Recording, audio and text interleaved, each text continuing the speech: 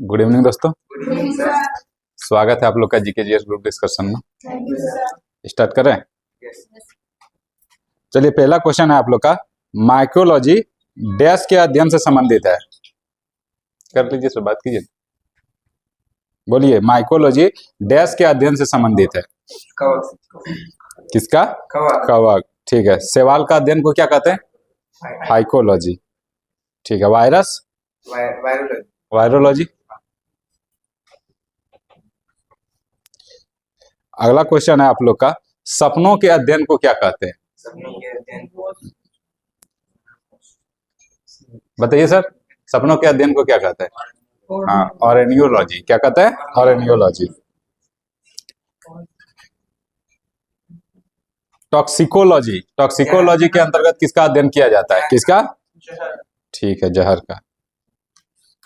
Taxonomy मूल रूप से डैश से संबंधित है। किससे संबंधित है? टैक्सोनॉमी। बताइए। हाँ, ठीक है। लेकिन ऑप्शन दें आपको, जैव विविधता, कर ढांचा, उसके बाद खगोल विज्ञान की शाखा और मानव व्यवहार का अध्ययन। जैव विविधता। ऑप्शन के अनुसार जैव विविधता। ऐसे क्या होता है टैक्सोनॉमी? वर्ग की। ठीक है। अगला क्वेश्चन है, विभिन्न प्रकार के उत्तकों के अध्ययन को क्या कहा जाता है? Tissue culture. टिश्यूलॉजी अध्ययन। ठीक है, हो जाएगा इसका क्या? उत्तक विज्ञान। ठीक है, या फिर टिश्यूलॉजी। अगला क्वेश्चन है, जानवरों के उसके पर्यावरण के साथ संबंध के अध्ययन को क्या कहते हैं? जंतु विज्ञान। ऑप्शन, इथोलॉजी, एंटेमोलॉजी, इकोलॉजी, इनमें से कोई नहीं। इकोलॉजी। किससे होगा? मतलब जानवर और पर्यावरण, जानवर और पर्यावरण के संबंध को कौन दर्शाता है? तो हाँ, इकोसिस्टम नहीं पढ़े हैं, वही इकोलॉजी। अगला क्वेश्चन है, निम्नलिखित में से कौन सा कोशिकीय घटक अधिकांश प्रोकैरियोटिक में मौजूद नहीं होते हैं? क्या नहीं पाया जाता है? केंद्रक झिल्ली, यानी केंद्रक की लगभग नाम मात्र का पाया जाता है उसमें, तो केंद्रक झिल्ली नहीं पाया जाता है। ठीक। अगला क्वेश्चन, मानव कोशिका में ग्लूकोज के विघटन द्वारा ऊर्जा का निर्माण होता है। ग्लूकोज के विघटन के लिए इनमें से किसकी आवश्यकता होती है? किस तत्व का? तो ऑक्सीजन का। ठीक है। अधिकांश कोशिकीय प्रक्रिया के लिए ऊर्जा मुद्रा क्या होती है? क्या होता है? एटीपी। और इसको क्या कहा जाए? ऊर्जा का सिक्का भी कहा जाता है। एटीपी को क्या कहा जाता है? ऊर्जा का सिक्का। अगला, किस कोशिकांग को कोशिका की आत्महत्या की थैली कहा जाता है? किसको कहते हैं? लाइसोसोम। ठीक है। प्रोटीन की थैली या प्रोटीन, हाँ वही प्रोटीन की थैली, या किसको? राइबोसोम। आत्महत्या की थैली? ठीक है। और पावर हाउस? Power house. ठीक है, क्या हो जाएगा? माइटोकॉन्ड्रिया। ठीक। अगला क्वेश्चन है, प्रोकैरियोटिक राइबोसोम की उप इकाई संरचना क्या होती है? प्रोकैरियोटिक का जो राइबोसोम में पाया जाता है वो कितने एस प्रकार का जो पाया जाता है उसके बारे में पूछा गया। 50 एस और 30 एस दोनों मिलके कितना बनता है? 70 एस लिखाता है। बनता है 70 ही, दोनों मिलके। हाँ, और 10 गायब हो जाता है। अगला क्वेश्चन, प्रोकैरियोटिक सेल की कुछ विशेषताएं का उल्लेख नीचे दिया गया है, उसमें आप लोग को बताना है कि कौन सा गलत है। ठीक है। झिल्लीबद्ध कोशिकांगों की मौजूदगी, अत्यधिक छोटा आकार, एकल गुणसूत्र, इसका नाभिक को केंद्र काब कहलाता है। हाँ, इसमें केंद्रक झिल्ली नहीं पाया जाता, लेकिन इसमें इसका जो केंद्रक जो अर्धविकसित रहता है उसको क्या बोला जाता है? उसको क्या कहा जाता है? केंद्रकाब। क्या कहते हैं? केंद्रकाब। वो पूरी तरह से विकसित नहीं होता है। अगला क्वेश्चन, कौन सा कोशिकांग विषाक्त पदार्थों का एवं औषधियों के जहरीले प्रभाव को खत्म कर देता है?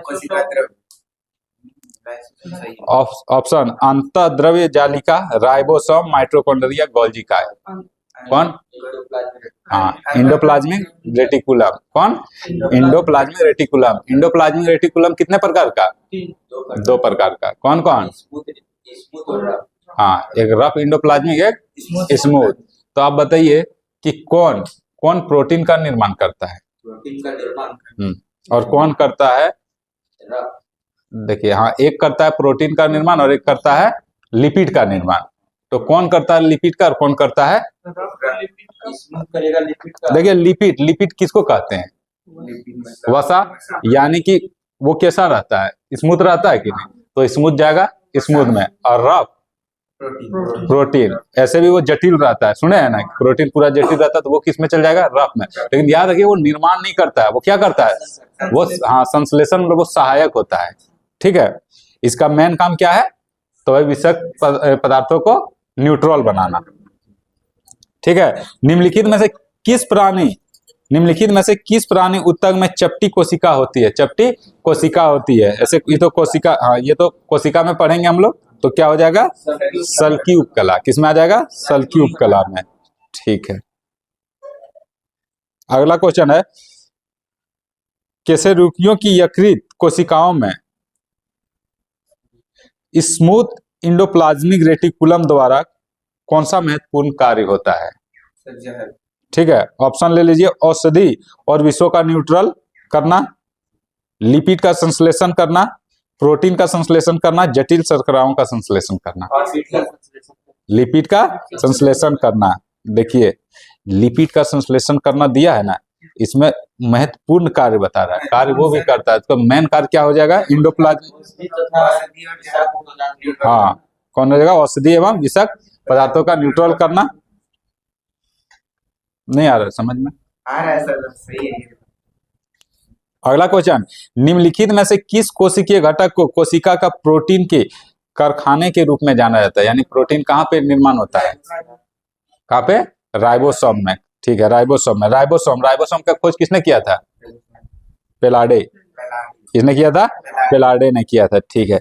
निम्नलिखित में से किसे कोशिका का पावर हाउस कहा जाता है, माइटोकॉन्ड्रिया। तो माइटोकॉन्ड्रिया का खोज किसने किया था, कोलिकर ने, किसने किया था, कोलिकर ने। उसका नामकरण किसने किया था, सीबेंडा ने, ठीक है। उसको बायोब्लास्ट किसने कहा था, तो अल्टमैन ने, किसने कहा था, अल्टमैन ने। इतना कुछ याद नहीं रखना, लेकिन इतना याद रखना है कि माइटोकॉन्ड्रिया का खोज किसने किया है, तो कोलिकर ने। इतना सब तो याद रख ही सकते हैं। यूकैरियोटिक कोशिकाओं में निम्नलिखित में से किस कोशिकांग को आत्महत्या की थैली कहा जाता है, किसको कहा जाता है, लाइसोसोम को, ठीक है। लाइसोसोम में क्या पाया जाता है, कौन सा अम्ल पाया जाता है, हाँ हाइड्रोलिटिक अम्ल, ठीक। स्लाइडेन एवं स्वान द्वारा दिया गया कोशिका सिद्धांत निम्नलिखित में से किस जीव पर लागू नहीं होता है, वायरस पर लागू नहीं होता है। तो क्या दिया था उसने, कोशिका सिद्धांत, कोशिका सिद्धांत किसने दिया था, स्लाइडेन एवं स्वान। यहाँ पे तीन चीज आता है, कोशिका का खोज, कोशिका का खोज किसने किया था, रॉबर्ट हुक। पूछेगा जीवित कोशिका का खोज किसने किया था, ल्यूवेनहॉक, और ल्यूवेनहॉक जीवित कोशिका का भी खोज किया था और बैक्टीरिया का भी खोज किया था। जबकि मृत कोशिका का खोज किसने किया था, रॉबर्ट हुक ने। अब कोशिका के अंदर भी एक केंद्रक पाया जाता है, तो केंद्रक का खोज किसने किया था, रॉबर्ट ब्राउन ने किया था। और एक हम लोग देखेंगे कोशिका सिद्धांत, वो किसने दिया था, स्लाइडेन एवं स्वान ने। कब दिया था, 1838-39, 1838-39, ठीक है। हाँ तो हम लोग क्या देखे, रॉबर्ट हुक, रॉबर्ट हुक ने किसका खोज किया था, कोशिका, मृत कोशिका का। तो किसमें खोजा था, कॉर्क में, किसमें खोजा था, कॉर्क में, एक वृक्ष है कॉर्क, उसी को काट कर, ठीक है। अगला क्वेश्चन है, रॉबर्ट हुक द्वारा कोशिका की खोज किस प्रकार की गई, तो कॉर्क का निरीक्षण करते हुए, ठीक है। कोशिका की खोज किसने की थी, रॉबर्ट हुक। जीवित कोशिका का, ल्यूवेनहॉक, ठीक है। केंद्रक और कोशिका झिल्ली के बीच मौजूद जेली जैसे पदार्थ को क्या कहते हैं, कोशिका द्रव। जो केंद्रक और केंद्रक और कोशिका झिल्ली के बीच में रहता है उसको क्या कहते हैं, कोशिका द्रव। और जो केंद्रक में रहता है उसको केंद्रक द्रव, क्या कहते हैं, केंद्रक द्रव। हाँ प्रोटोप्लाज्म और, ठीक है। साइटोप्लाज्म किसको कहते हैं, कोशिका द्रव को, ठीक है। अगला क्वेश्चन है आप लोग का, केंद्रक और कोशिका झिल्ली के बीच भरे हुए जेली जैसे पदार्थ को क्या कहते हैं, साइटोप्लाज्म, ठीक है। अगला क्वेश्चन है, साइटोप्लाज्म एक जेली जैसा द्रव होती है जो स्थित होती है, जो कहाँ पे स्थित होती है? ऑप्शन ले लीजिए, केंद्रक और कोशिकांगों के बीच, वसाओं और उत्तकों के बीच, तंत्रिकाओं और कोशिकाओं के बीच, केंद्रक और केंद्रक झिल्ली के बीच। केंद्रक और केंद्रक झिल्ली के बीच। अच्छा, केंद्रक और कोशिकांगों के बीच, तो ये कोशिकांगों क्या होता है? कोशिका का अंग, यानी कि केंद्रक भी उसका अंग ही हुआ, और जो भी और जितना बचा सब क्या हो गया? कोशिका का अंग हो गया। जैसे माइटोकॉन्ड्रिया हो गया, राइबोसोम हो गया, ये सब क्या है? कोशिकांग हो। ठीक। डैश को नहीं, अगला क्वेश्चन पूछते, छोड़ देते इसको। स्वतंत्र अस्तित्व के समक्ष, क्वेश्चन को बढ़िया समझिएगा, स्वतंत्र अस्तित्व के समक्ष जीव की सबसे छोटी इकाई क्या कहलाती है? कोशिका। और कोशिका को हम लोग क्रियात्मक एवं रचनात्मक इकाई भी कहते हैं। जीवन की मूलभूत इकाई को क्या कहते हैं? कोशिका कहते हैं। ठीक है। अगला क्वेश्चन है, पुटिकाओं में प्रोटीन और लिपिड के परिवहन, संश्लेषण और पैकेजिंग के लिए निम्नलिखित में से कौन सा कोशिकांग उत्तरदायी है? गोल्जी काय। क्योंकि गोल्जी काय का काम क्या है? उसको क्या कहते हैं हम लोग? हाँ, उसको परिवहन कहते हैं। कोशिका का परिवहन किसको कहते हैं? गोल्जी काय को। तो वो परिवहन कर रहा है कि नहीं? ठीक। अगला क्वेश्चन, निम्न में से कौन सी झिल्ली संयोजित थैली पाचक एंजाइम से भरी होती है? पाचक एंजाइम से भरी होती है, किसमें पाया जाता है? ऑप्शन, गोल्जी काय, माइटोकॉन्ड्रिया, राजधानी और लाइसोसोम। लाइसोसोम क्या पाया जाता है? पाचक। हाँ, वो पाचक एंजाइम है। कौन? हाँ, किसको पचाता है? वो मरा हुआ कोशिका को नहीं पचा देता है, खत्म कर देता है। वही ना आत्महत्या की थैली, पचाने कम किया ना उसको। लाइसोसोम में पाया जाता है। ठीक।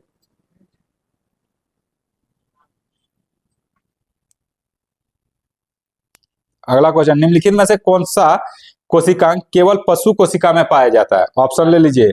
हाँ, सर ऑप्शन दीजिए जरा।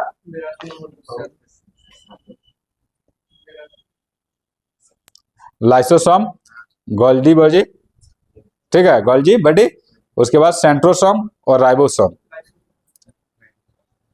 सिर्फ जंतु कोशिका। लाइसोसोम। लाइसोसोम कौन हो जाएगा? लाइसोसोम। 82 नंबर क्वेश्चन है।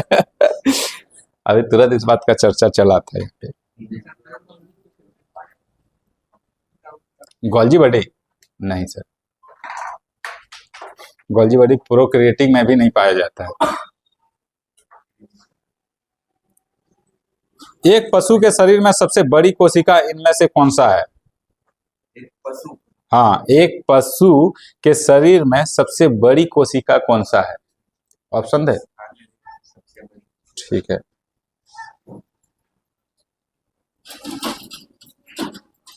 न्यूरॉन, उसके बाद माइकोप्लाज्मा। ऑप्शन ले लीजिए, न्यूरॉन, माइकोप्लाज्मा, इंडोरेटिकुलम, ठीक है, इंडोप्लाज्मिक रेटिकुलम, और एक है गोल्जी बॉडी।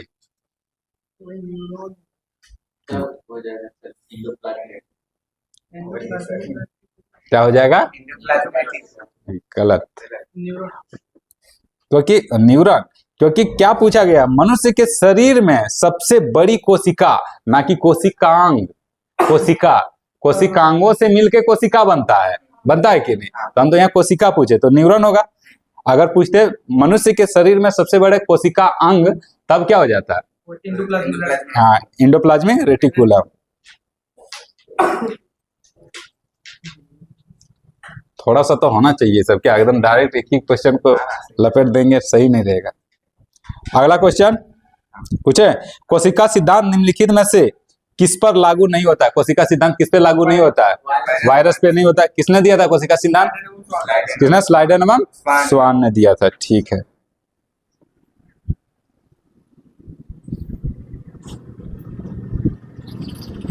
कोशिका प्रक्रियात्मक क्रियाओं का नियंत्रण कौन करता है? मतलब कोशिका में जो भी कार्य होता है उसका नियंत्रण कौन करता है? केंद्रक। उसका मस्तिष्क मान के चलिए तो केंद्र केंद्रक ही है। जिस तरह हमारे शरीर का मस्तिष्क होता है उस तरह उसका केंद्रक होता है।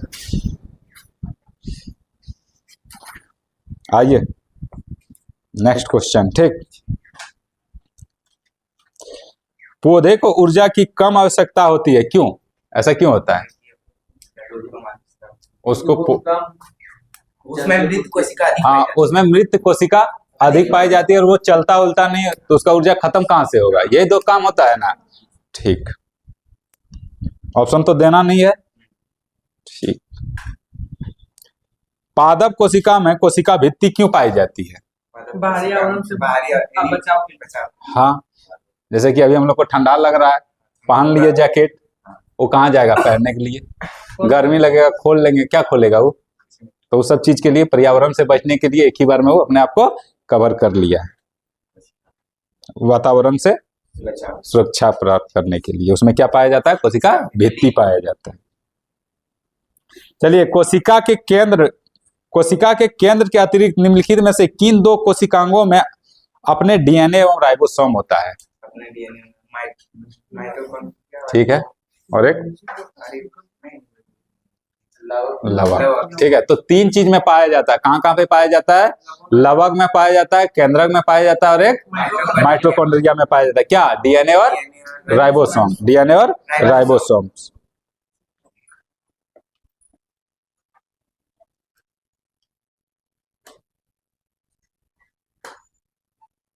पादप कोशिकाओं में श्वसन क्रिया, जिसमें वे ऑक्सीजन ग्रहण करते हैं और भोजन से ऊर्जा और कार्बन डाइऑक्साइड मुक्त करते हैं, कहां पर होता है ऐसा? भोजन से ये पत्ती में होगा। पत्ती जस्ट उल्टा करता है। पत्ती क्या करता है? ऑक्सीजन मुक्त करता है, कार्बन डाइऑक्साइड लेता है। यहाँ पे क्या बोल रहा है कि कार्बन डाइऑक्साइड छोड़ेगा ही। ठीक है, तो वो है माइटोकॉन्ड्रिया। क्या है? माइटोकॉन्ड्रिया। क्या करेगा ये? कार्बन डाइऑक्साइड छोड़ेगा। हाँ, कार्बन डाइऑक्साइड ही छोड़ेगा, उल्टा कर देगा ही। नहीं होता ऐसे? रात में भी नहीं सुनते कि वो सब कार्बन डाइऑक्साइड छोड़ता है, तो वो सब काम कहाँ होता है? तो माइटोकॉन्ड्रिया में होता है। हम जानते हैं सर, क्वेश्चन आप समझ नहीं पाए, परेशान नहीं होइए, ठीक है? क्योंकि क्वेश्चन ये सब समझने वाला है थोड़ा सा। अपशिष्ट उत्पादकों को पादप कोशिकाओं के अंदर कहाँ संचित किया जाता है? अपशिष्ट पदार्थों को पादप में कहाँ पर संचित किया जाता है? ऑप्शन ले लीजिए, गोल्जी काय, राजधानी, लाइसोसोम और माइटोकॉन्ड्रिया। राजधानी में। कहाँ पे रखा जाता है? राजधानी में। अपशिष्ट पदार्थ कुछ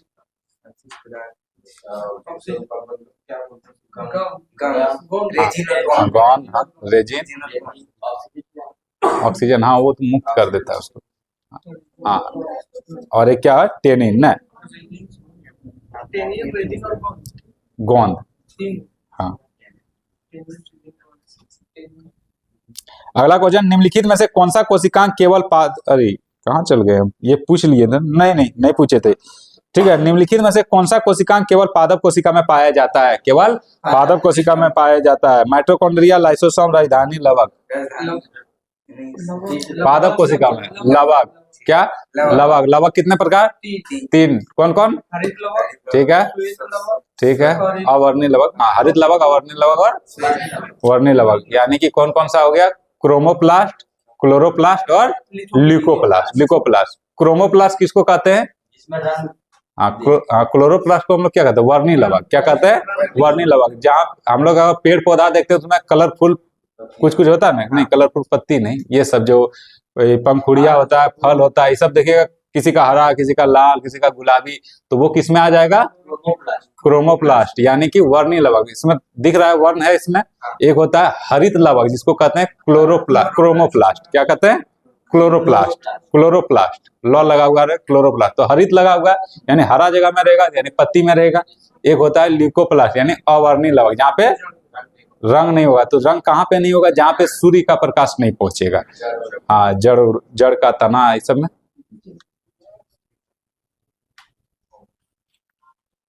चलिए नेक्स्ट क्वेश्चन,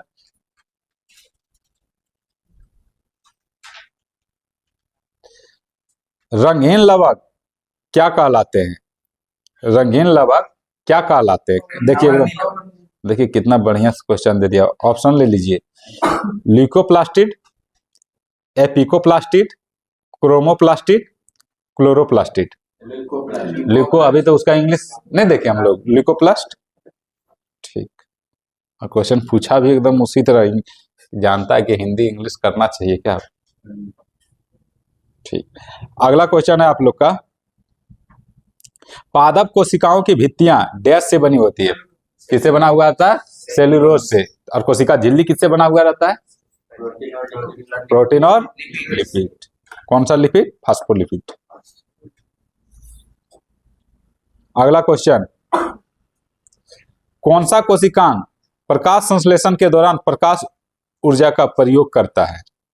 कौन सा कोशिकांग प्रकाश ऊर्जा के दौरान प्रकाश ऊर्जा का उपयोग करता है? ऑप्शन लीजिए, गोल्जी काय, माइटोकॉन्ड्रिया, राइबोसोम और हरित लवक। हरित लवक करता है। ठीक, प्रकाश संश्लेषण उसी से होता है ना। ठीक, क्लोरोफिल में निम्नलिखित में से कौन सा तत्व उपस्थित होता है? क्या पाया जाता है? मैग्नीशियम। एक होता है मैग्नीशियम, एक होता है मैग्नीज। कंफ्यूज करता है। मैग्नीज कहाँ पाया जाता है? मैग्नीज हमारे शरीर में, जीवित शरीर में सबसे कम मात्रा में कोई तत्व पाया जाता है तो वो कौन है? मैग्नीज है। और मैग्नीशियम, क्लोरोफिल में मैग्नीशियम। अगला, निम्नलिखित में से क्या केवल पादप कोशिकाओं में पाया जाता है? कोशिका भित्ति, हाँ कोशिका भित्ति भी बोल सकते हैं, लवक भी बोल सकते हैं। ठीक, अगला क्वेश्चन, निम्नलिखित में से कौन सा घटक पत्तियों को हरा रंग प्रदान करता है? कौन? ठीक है, हरित लवक, क्लोरोफिल। ठीक, उस वर्णक का नाम बताइए जिसकी वजह से पौधे का रंग हरा होता है?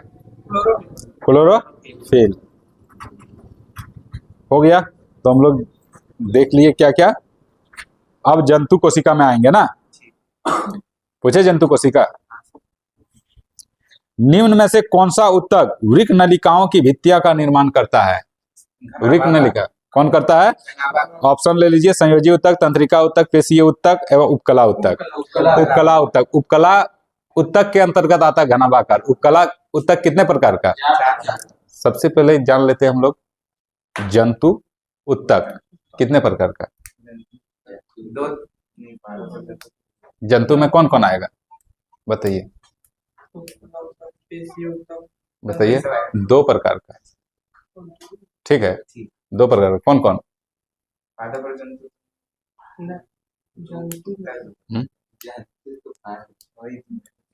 वो तो पादप और जंतु। पादप कितने भाग? ऊतक का दो प्रकार। अब आते हैं हम लोग जंतु, पहले आते हैं पादप। पादप कितने भागों में? पादप दो भागों में।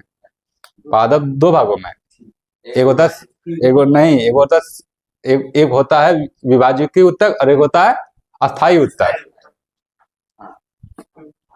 तब यहां से ये पता चलता है कि ये ऊतक कितने प्रकार का? तो चार प्रकार का। कितने प्रकार का? चार प्रकार का। जंतु कोशिका कितने प्रकार का है? जंतु ऊतक कितने? चार। कौन कौन? अब ये बताइए कौन कौन? संयोजी ऊतक, पेशीय ऊतक, हाँ उपकला ऊतक, तंत्रिका ऊतक। चार प्रकार का होगा। सबसे पहले सबसे ऊपर में लेंगे हम लोग उपकला ऊतक, उसके बाद संयोजी ऊतक, उपकला के बाद संयोजी, संयोजी के बाद पेशीय, उसके बाद तंत्रिका। तंत्रिका का मतलब कहाँ? माथा, माथा मेरी रज्जु, इसमें क्या पाया जाता है? तंत्रिका ऊतक। पेशीय ऊतक, पेशी का मतलब क्या होता है? मांसपेशी, मांसपेशी में पाया जाएगा। ठीक है, उसके बाद एक हो गया क्या? उपकला ऊतक। उपकला ऊतक, उपकला, उपकला नहीं, उपकला बाहरी एवं आंतरिक भागों में पाया जाता है। उसके बाद तो उसमें बहुत कुछ पाया जाता है, उस चार भागों में बाद में देखेंगे। अगर डायरेक्ट पूछा जाए उपकला ऊतक क्या होता है, तो आंतरिक एवं बाहरी दीवारों का निर्माण करता है। आंतरिक एवं बाहरी दीवारें, मतलब बाहरी, आंतरिक में मेरा क्या हो गया? आंतरिक में देखो किडनी उडनी सब हो जाएगा। ठीक है, बाहरी भी आ जाता है। ठीक है, चमड़ा उमड़ा आ जाता है, रक्षण करने का काम उपकला करेगा। ठीक है, तो दोनों का निर्माण किया कि नहीं? तो आंतरिक एवं बाहरी दीवारों का निर्माण कौन करेगा? उपकला ऊतक। और एक क्या बचा? संयोजी ऊतक। वो कनेक्ट, संयोजी मतलब क्या हुआ? कनेक्ट, हमारे शरीर को जो भी कनेक्ट करे, हड्डी हमारे शरीर को कनेक्ट करता है तो संयोजी ऊतक में आ जाएगा। उसके बाद कौन करता है? हाँ, ब्लड करता है। क्या बोले? हाँ, मांसपेशी। हाँ, मांसपेशी भी आ जाएगा। मांसपेशी आएगा सर? मांसपेशी हाँ आएगा, आएगा कनेक्ट, संयोजी ऊतक में आएगा। पेशियों, हाँ मांसपेशी को जोड़ता है, आ जाएगा सर, आ जाएगा। अब उसमें जा रहा है ना पेशी ऊतक में ना। पेशी ऊतक भी 3 प्रकार का, रेखीय ऊतक, अरेखीय ऊतक और हृदय ऊतक। खैर वहां तक नहीं जाना, क्वेश्चन के अनुसार आते हैं, ठीक है। तो क्या हो गया यहाँ पे? वृक्क किससे बनता है? तो उपकला ऊतक। उपकला ऊतक में भी किससे? तो घनाभाकार में। घनाभाकार पहले जानते हैं। उपकला ऊतक 4 प्रकार का, कौन कौन सा? एक सल्की ऊतक। सल्की ऊतक में क्या होता है? सल्की ऊतक कहाँ पाया जाता है? ब्लड का जो नली होता है उसमें पाया जाता है, और वायुकोश में, वायुकोश यानी कि एल्वोली जो होता है उसमें पाया जाता है। कौन सा? सल्की ऊतक, मतलब जो चिपटे फैले उसमें पाया जाता है, ठीक। उसके बाद स्तंभाकार। स्तंभाकार कहाँ पाया जाता है? वो पाया जाता है, एक होता है अमाशय और एक होता है छोटी आंत। उसके दीवार का निर्माण कौन करता है? स्तंभाकार करता है। उसके बाद घनाभाकार, वो जहां से कुछ स्रावित होता है, जैसे कि लार, वृषण, अंडाशय और किडनी, ये सब स्रावित करता है ना कुछ ना कुछ, तो वो किस में आ जाएगा? घनाभाकार। और क्या बचा? एक स्तरित ऊतक। स्तरित ऊतक। स्तरित ऊतक किसको कहते हैं? जो लेयर पे लेयर चढ़ा के कुछ बनाया गया हो। जैसे हमारे शरीर में अगर यहाँ पे हम लोग कोई चीज से खरोंच दे तो क्या एक बिग ब्लड निकलेगा? क्या नहीं। तो कुछ भाग करता है, फिर कुछ करता है, तो वही चीज स्तरित करके बना है। त्वचा किससे बना है? स्तरित करके, तो वो स्तरित ऊतक से बना है, ठीक है।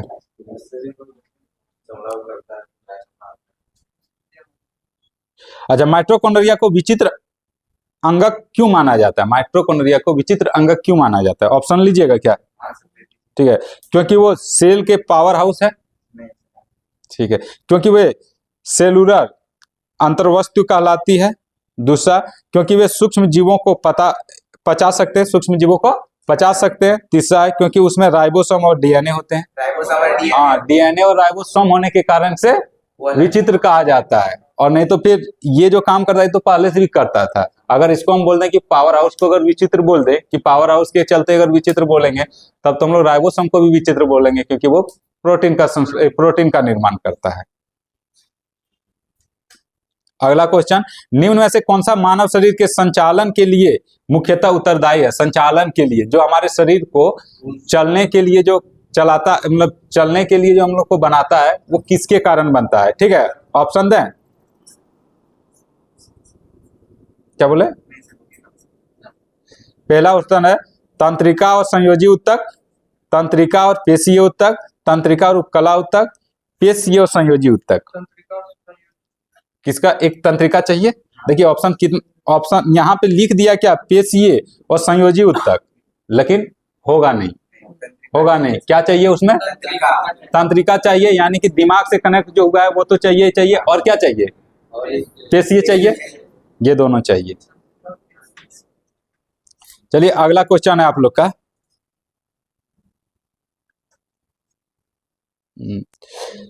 एक विशेष जंतु ऊतक द्वारा किए जाने वाले कुछ कार्यों का उल्लेख नीचे दिया गया है, आप लोग को वो बताना है, ठीक है। यह अंगों के अंदर के अवकाश को भरते हैं। वो कौन सा ऊतक है जो अंगों को भरता है? एरियोलर ऊतक। क्या? एरियोलर ऊतक, जिसको और क्या कहते हैं? अवकाश ऊतक कहते हैं। वो क्या क्या करता है अवकाश ऊतक?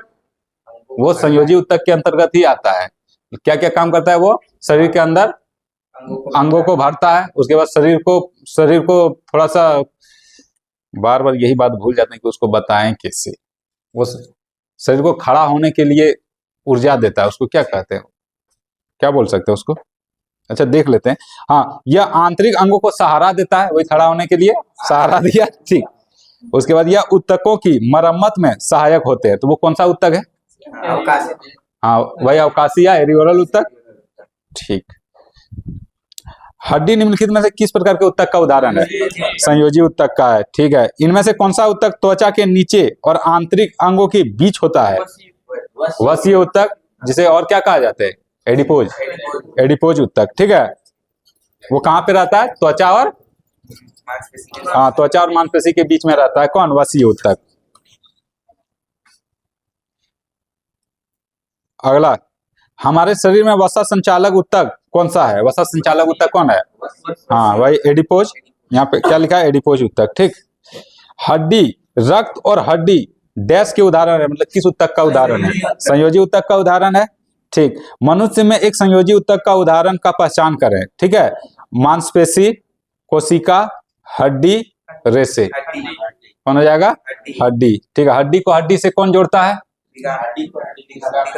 हड्डी से हड्डी को लिगामेंट, और हड्डी को मांसपेशी से कांडला। ठीक है।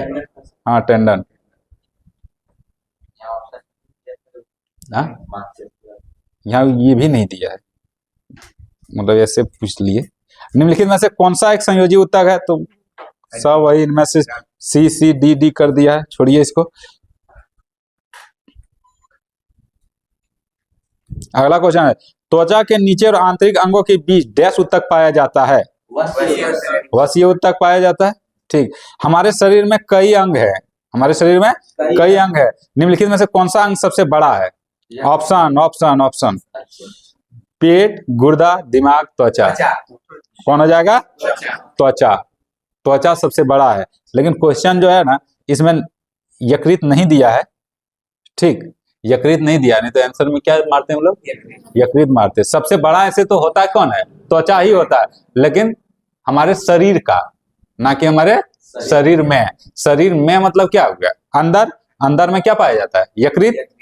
ठीक है। शरीर का पूछे तो त्वचा, और बाकी ऑप्शन में ये करे तो वही मार देंगे। निम्नलिखित, निम्न में से क्या एक पशु ऊतक नहीं है? पशु ऊतक नहीं है। ऑप्शन ले लीजिए, पेशीय ऊतक, संयोजी ऊतक, तंत्रिका ऊतक, उपकला ऊतक। सब है जी, सब है, सब है। गलत क्वेश्चन पूछ दिया, सभी हो जाएगा।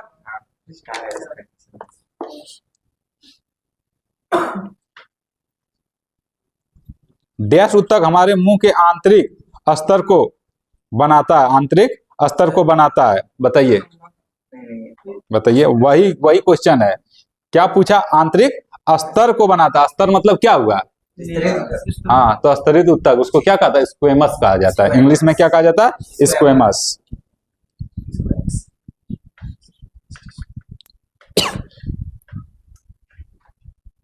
ऑप्शन में देखिए, सरल स्क्वेमस भी दिया है और स्तरीकृत स्क्वेमस भी दिया है, लेकिन सरल स्क्वेमस एपिथेलियस से बनेगा। ठीक है।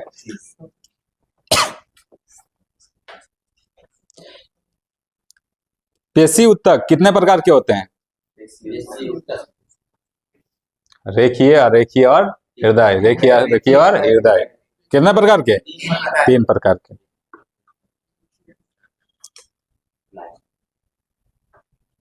अगला क्वेश्चन, डैश ऊतक में मैट्रिक्स होते हैं और कोशिका मैट्रिक्स में सन्निहित होते हैं। कौन सा ऊतक में मैट्रिक्स होती है? यानी कि गाढ़ापन हो गया, उसमें पानी आ गया, तो पानी किसमें पाया जाता है? संयोजी ऊतक। ऐसे भी हम लोग जानते हैं क्या? रक्त। थोड़ा सा अपना दिमाग लगाना है। ठीक है। अगला क्वेश्चन है,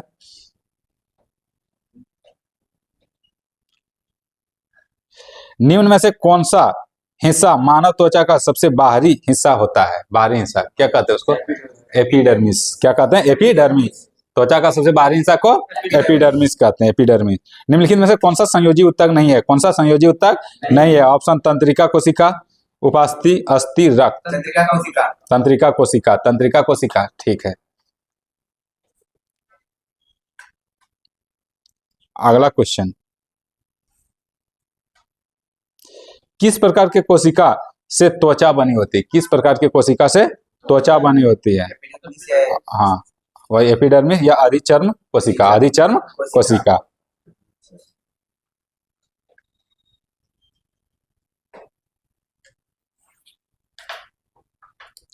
डैश ऊतक के प्रकार ग्रंथियां बनाती है। डैश प्रकार के ऊतक ग्रंथियां बनाती है। ऑप्शन ले लीजिए, तंत्रिका, मांसपेशी, संयोजी, एपिथेलियस, एपिथेलियम।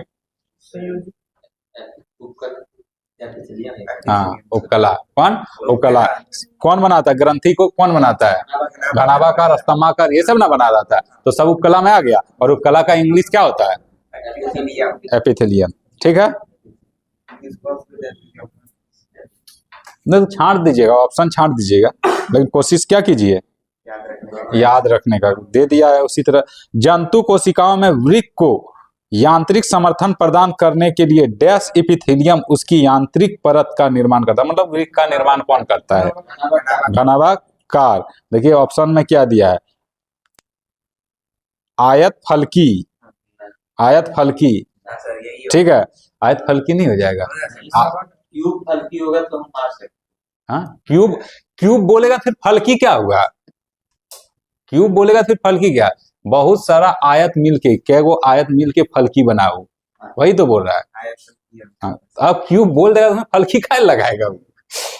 ठीक है, ऑप्शन देखे कितना तगड़ा दिया है। चलिए, डैश उत्तक के प्रकार ग्रंथियां बनाती है। डैश प्रकार के उत्तक जो है ग्रंथियां बनाती है, बताइए कौन बनाता है? घनाभाकार। ऑप्शन में दिया है एपिथेलियम, तो एपिथेलियम तो होगा। ठीक है, हिस्टामिन। हाँ, हिस्टामिन श्रावक कोशिका डैश में पाई जाती है। हिस्टामिन, हिस्टामिन किस में पाया जाता है? ठीक है, ऑप्शन ले लीजिए। अब क्या बोले? हीमोग्लोबिन। ठीक है, ऑप्शन ले लीजिए, अभी बता दीजिए। संयोजी उत्तक, फेफड़ा, तंत्रिका उत्तक, पेशीय उत्तक। रक्त, रक्त में हीमोग्लोबिन, सब जाकर वहीं पहुंच गया। ठीक, अवकाशोत्तक मतलब एरियोरल उत्तक। कौन? एरियोरल उत्तक डैश के बीच एक पूरक उत्तक का काम करता है। मतलब किसके बीच में वो काम करता है? कौन? एरियोरल उत्तक। एरियोरल उत्तक क्या करता है पहले ये बताइए? घाव को ना, खाली स्थान को भरता है। ठीक है, ऑप्शन लीजिए। त्वचा और मांसपेशी, त्वचा और हड्डी, ठीक है, रक्त और त्वचा, हड्डी और मांसपेशी। त्वचा और मांसपेशी वो वही से को भर सकता है, हड्डी को क्या भरेगा? वो हड्डी को भरेगा तो हाँ क्या घाव को भरता है? अच्छा, ठीक है। निम्न में से लाल संवहनीय संयोजी उत्तक कौन सा है? लाल संवहनीय संयोजी उत्तक, ऑप्शन लीजिए। ठीक है, प्लाज्मा, श्वेत रुधिरानुकण, आरबीसी और रुधिर। क्या हो जाएगा बताइए? आरबीसी, रक्त होगा। क्या होगा? रक्त, रक्त है। देखिए, लाल संवहनीय संयोजी उत्तक, लाल संवहनीय संयोजी उत्तक उस इसी के बारे में तो चर्चा कर रहा है। लाल रुधिर कणिकाओं के बारे में ही तो बात कर रहा है कि वो किसमें जाके समान, उसको अलग कर देंगे तो कहां कहां बहेगा वो? डैश उत्तक ग्रंथियों का निर्माण करता है।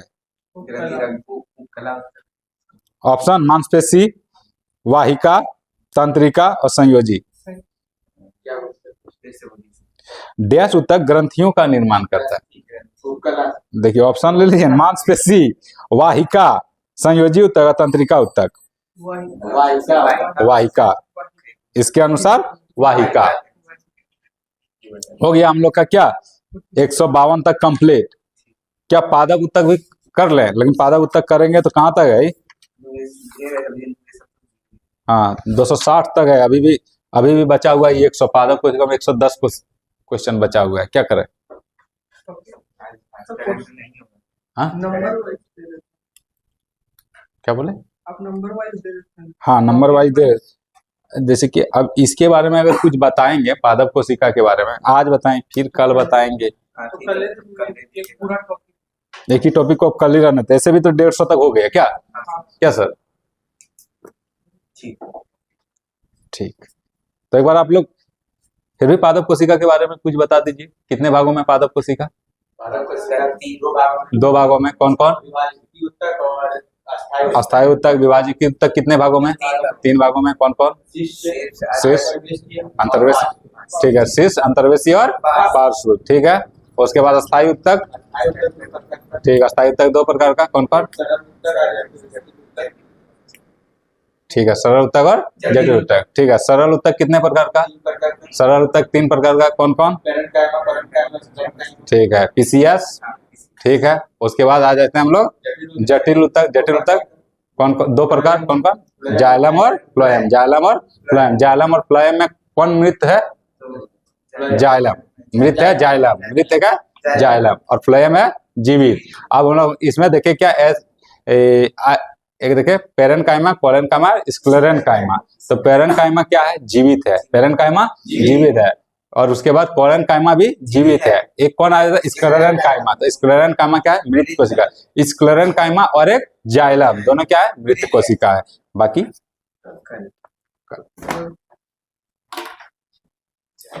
करंट पूछेगा सर, छोड़ दे। ठीक है दोस्तों, आज भी सर को कोई काम पड़ गया, बहुत जरूरी काम था, इसीलिए वो नहीं आ पाए। आप लोग का करंट अफेयर कल से होगा। ठीक है, थैंक यू।